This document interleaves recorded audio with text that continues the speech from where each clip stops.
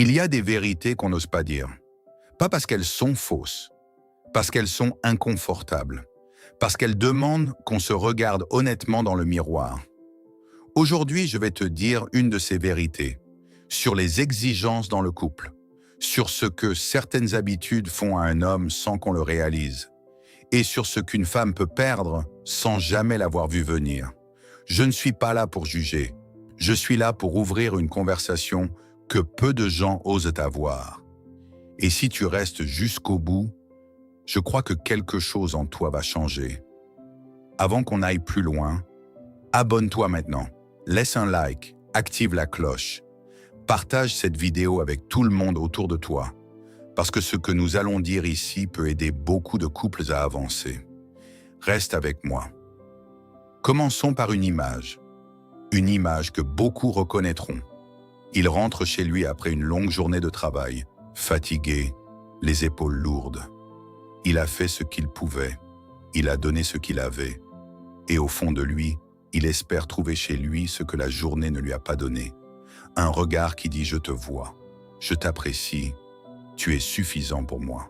Ce moment-là, ce regard-là, vaut plus que n'importe quel cadeau.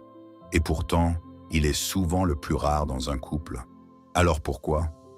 Qu'est-ce qui se passe vraiment dans ces foyers? Et qu'est-ce qu'on peut faire différemment? C'est ce dont nous allons parler aujourd'hui. La vie est difficile, pour tout le monde. Chaque famille a ses défis, chaque homme a ses limites. Chaque couple traverse des périodes où les ressources sont serrées, où les projets prennent du temps, où les rêves ne se réalisent pas aussi vite qu'on le voudrait. Et dans ces moments-là, la façon dont une femme se positionne aux côtés de son mari peut tout changer. Non seulement pour lui, mais pour le couple entier, pour la famille, pour ce qu'ils sont en train de construire ensemble. Parce que le mariage n'est pas seulement une union affective, c'est une responsabilité partagée, un engagement que deux personnes prennent l'une envers l'autre, dans les bons moments comme dans les moments difficiles. Et une femme qui comprend ça, qui comprend que soutenir son mari, c'est aussi investir dans son propre avenir, est une femme qui construit quelque chose de solide. Parlons maintenant de quelque chose que beaucoup de couples vivent sans toujours en comprendre les effets. Chaque homme dans ce monde ne gagne pas la même chose. Chaque famille ne part pas du même point. Et lorsqu'on commence à comparer ce que son mari peut offrir avec ce qu'un autre homme offre à sa femme, sans connaître leur histoire, leurs sacrifices, leur réalité, on risque de créer dans le couple une pression qui fait plus de mal que de bien. Ce n'est pas intentionnel la plupart du temps. C'est humain. On voit ce que les autres ont. On se demande pourquoi pas nous. On rêve de mieux pour sa famille. Ces sentiments sont naturels et il n'y a pas de honte à les ressentir. Mais voici ce qui se passe concrètement quand cette comparaison devient une habitude. L'homme qui l'entend, cet homme qui se lève chaque matin pour faire face à ses responsabilités, commence à ressentir quelque chose de lourd. Pas de la colère, de l'épuisement. L'épuisement de quelqu'un qui donne ce qu'il peut et qui a le sentiment que ce n'est jamais suffisant. Et un homme épuisé émotionnellement est un homme qui se ferme, progressivement, silencieusement, sans que personne ne le voie vraiment. La bonne nouvelle, c'est que l'inverse est tout aussi vrai. Un homme qui se sent valorisé dans ses efforts, même imparfaits, est un homme qui trouve la force d'aller plus loin, qui se dépasse, qui construit avec plus d'énergie, parce qu'il sait qu'il a quelqu'un dans son coin. Je voudrais maintenant te poser une question. Pas pour te blesser, mais pour t'inviter à une réflexion sincère.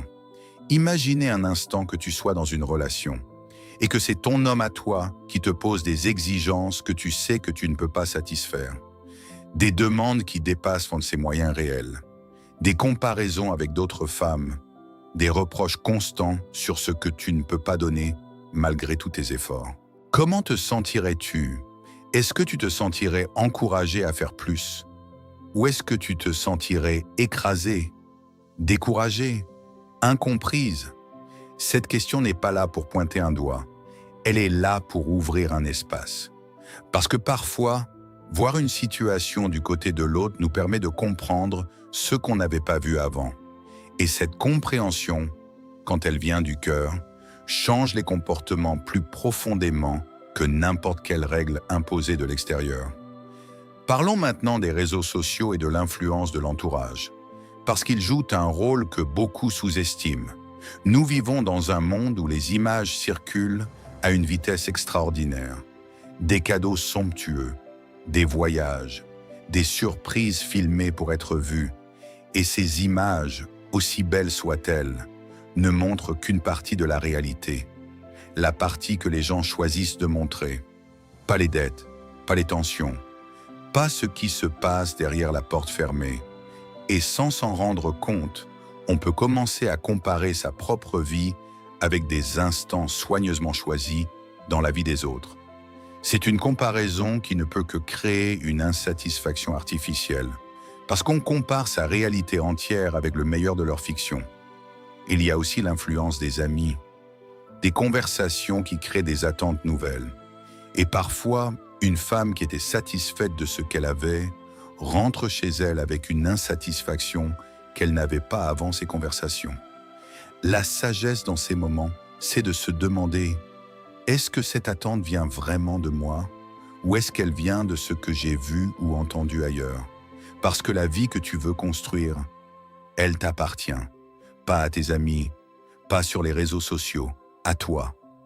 Parlons maintenant des exigences dans le couple et de comment les aborder avec sagesse et avec amour. Il est naturel de vouloir une belle vie, de désirer le confort.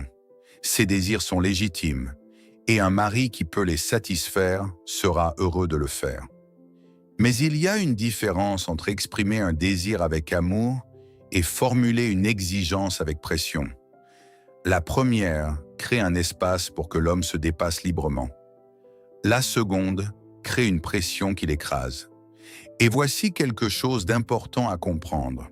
Certaines exigences que nous formulons dans nos relations viennent des manques que nous avons connus avant cette relation. Des choses que nous n'avons pas eues dans notre enfance. Des rêves que la vie n'a pas encore réalisés. Et nous les projetons sur notre mari sans toujours nous en rendre compte, en lui demandant de combler quelque chose qu'il n'a pas créé. Prendre conscience de ça n'est pas une faiblesse. C'est une forme de maturité. C'est se dire, certaines de mes attentes viennent de moi, pas de lui, et c'est à moi de travailler sur elles. Je veux maintenant prendre un moment pour rendre hommage à quelque chose de beau, quelque chose qui existe dans nos communautés et qui mérite d'être reconnu. Il y a des femmes extraordinaires, des femmes qui ne comptent pas, qui s'investissent sans réserve, qui travaillent dur pour leur famille, qui soutiennent leur mari dans les moments les plus difficiles, qui font des sacrifices silencieux que personne ne voit, qui portent des charges lourdes avec une grâce remarquable. Et il y a parmi elles des femmes qui vont encore plus loin. Des femmes qui, par amour pour l'homme qu'elles ont choisi, ont endossé des responsabilités qui ne leur revenaient pas, qui ont travaillé dur pour subvenir aux besoins de leur foyer quand leur mari traversait une période difficile, qui ont joué le rôle de pilier pendant que l'autre cherchait à se relever. À ces femmes, je veux dire merci et bravo, parce que ce qu'elles font est rare, est précieux et profondément beau. Vous êtes la preuve que l'amour véritable ne calcule pas, qu'il donne, qu'il soutient, qu'il reste. Et si vous avez un mari qui reconnaît ce que vous faites et qui travaille pour être à la hauteur de votre amour, chérissez-le, parce que vous avez tous les deux quelque chose que beaucoup cherchent. Parlons maintenant du mariage comme engagement et responsabilité. Les textes sacrés nous enseignent que le mari doit prendre soin de sa femme. C'est vrai, c'est juste, c'est sa responsabilité. Mais ils nous enseignent aussi que la femme est un soutien pour son mari, un pilier, une présence qui fortifie, pas une pression supplémentaire dans une vie qui est déjà difficile. Soutenir son mari, ce n'est pas seulement être là quand tout va bien, c'est être là dans les moments difficiles. Quand les finances sont serrées, quand les projets prennent du temps, c'est dire à l'homme à ses côtés « Je te vois, Je crois en toi. Nous allons traverser ça ensemble. Ce soutien-là a une valeur que l'argent ne peut pas mesurer. Il donne à un homme une force intérieure, une confiance, une raison de se battre plus fort, parce qu'il sait que ce qu'il construit, il ne le construit pas seul. Parlons maintenant de l'amour tel qu'il devrait être vécu au quotidien. L'amour quotidien ne ressemble pas toujours à ce qu'on voit dans les films. L'amour quotidien, c'est un homme qui se lève chaque matin pour sa famille, qui rentre le soir même quand il est épuisé, qui est fidèle même quand c'est difficile, qui essaie même quand les résultats ne sont pas encore visibles. Apprendre à voir cet amour, à le reconnaître pour ce qu'il est, c'est l'un des plus beaux cadeaux qu'une femme puisse s'offrir et offrir à son mari, parce que la valeur d'un homme ne se mesure pas à ce qu'il peut acheter. Elle se mesure à ce qu'il est, à sa présence, à sa loyauté, à ses efforts, à sa façon de tenir debout même dans les moments difficiles. Ton mari est un être humain, exactement comme toi. Il a des sensibilités, il ressent la douleur, il ressent la fierté, il ressent la joie d'être vu et apprécié. Et quand une femme prend le temps de lui dire, avec des mots ou avec des gestes simples, « Je te vois, je t'apprécie, tu comptes pour moi », elle nourrit quelque chose en lui qui va se retourner vers elle sous forme d'amour, d'effort, de dépassement. Et si nous prenons soin de notre couple, si nous aimons, soutenons, respectons l'autre dans ses efforts, quelque chose de beau se construit. Une maison où règne la gratitude, le respect mutuel et l'encouragement est une maison qui rayonne. Et ce rayonnement touche les enfants. Il touche les générations qui suivent. Il laisse une empreinte durable sur tout ce qu'on a construit ensemble. C'est une réalité que la vie nous confirme chaque jour.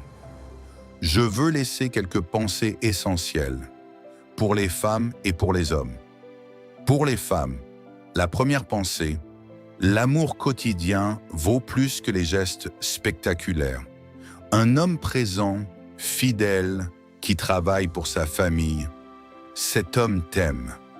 Apprends à voir cet amour. Apprends à le valoriser. Apprends à le dire à voix haute. La deuxième pensée, tes attentes doivent être ancrées dans la réalité de votre vie commune, dans ce que vous pouvez construire ensemble, étape par étape, avec honnêteté et avec patience. La troisième pensée, soutenir ton mari dans les moments difficiles n'est pas une faiblesse, c'est une force. C'est l'un des actes les plus puissants qu'une femme puisse poser dans son couple. Et cet acte revient toujours, sous forme de stabilité, de confiance et d'amour durable. Pour les hommes, la première pensée, fais de ton mieux avec ce que tu as, là où tu es. Un homme qui fait de son mieux mérite le respect. Et si tu ne reçois pas ce respect, c'est une conversation que tu dois avoir, honnêtement, avec amour, mais avec clarté. La deuxième pensée, prends soin de ta femme, sois présent, sois attentif, fais des efforts pour elle, pas parce qu'elle te presse, mais parce que tu l'aimes. La troisième pensée, construis, chaque jour, même lentement, même imparfaitement. Parce que ce que tu bâtis aujourd'hui, ta famille le récoltera demain. Et je veux ajouter quelque chose de spécial pour les hommes, quelque chose d'important. Messieurs, quand votre femme formule des exigences qui dépassent vos moyens, quand elle agit sous le coup des émotions, résistez à la tentation de répondre avec dureté. Parce que souvent, derrière ces exigences, ce ne sont pas de mauvaises intentions. Ce sont des émotions, des désirs, parfois des peurs. Et les émotions, quand elles ne sont pas bien canalisées, peuvent pousser une personne à des comportements qu'elle regrettera plus tard. La psychologie nous enseigne quelque chose d'important sur ce sujet. Les femmes, de façon générale, traitent les informations et les situations avec une intensité émotionnelle plus grande que les hommes. Ce n'est pas une faiblesse, c'est une façon différente de ressentir le monde. Et comprendre ça permet à un homme d'aborder les moments de tension avec plus de patience et de sagesse. Un homme qui répond à l'émotion démesurée de sa femme, avec calme, avec amour, avec fermeté douce, cet homme crée un espace dans lequel sa femme peut elle-même prendre conscience, peut elle-même voir les choses autrement, peut elle-même changer, mais un homme qui répond avec colère, avec mépris, avec dureté, ferme ce cœur au lieu de l'ouvrir et perd une opportunité précieuse de construire quelque chose de plus solide ensemble. Aimez vos femmes, guidez-les avec douceur et faites confiance à ce processus. Les couples qui durent sont ceux où la douceur et la patience ont appris à gouverner même les moments les plus difficiles. Et pour finir, je veux dire quelque chose à vous deux, à l'homme et à la femme qui partagent une vie. Vous avez choisi l'un l'autre et ce choix mérite d'être honoré. Chaque jour, pas avec des cadeaux spectaculaires, avec du respect, avec de la reconnaissance, avec la capacité de voir l'autre vraiment, ses efforts, ses limites, ses sacrifices silencieux. Construire un couple solide, ce n'est pas avoir ce que les voisins ont. C'est deux personnes qui décident, chaque jour, de choisir la réalité de l'autre, de grandir ensemble dans cette réalité et de bâtir quelque chose qui leur appartient, imparfait, humain et réel. C'est ça la vraie richesse d'un couple. Et les couples qui choisissent de construire avec amour, avec patience et avec reconnaissance sont les couples qui durent. Si cette vidéo t'a touché, abonne-toi, laisse un commentaire, un like et partage-la avec tout le monde autour de toi. Parce que quelqu'un dans ton entourage en a peut-être besoin. À bientôt.